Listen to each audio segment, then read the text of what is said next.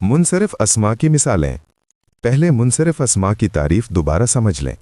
منصرف ان اسما کو کہا جاتا ہے جو تینوں اعرابی حالتوں رفع، نصب اور جر میں اپنی شکل بدلتے ہیں اور تنوین کے ساتھ ظاہر ہوتے ہیں۔ مثالیں: حالت رفع رجلن، حالت نصب رجلن، حالت جر رجلن۔ کتاب سے: کتابن، کتابن، کتابن۔ قلم سے: قلمن، قلمن، قلمن۔ ولدن سے: ولدن، ولدن، ولدن۔ مسجد سے: مسجدن، مسجدن، مسجدن۔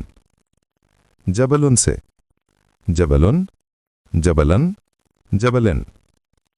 بیتن سے: بیتن، بیتن، بیتن۔ علم سے: علمن، علمن، علمن۔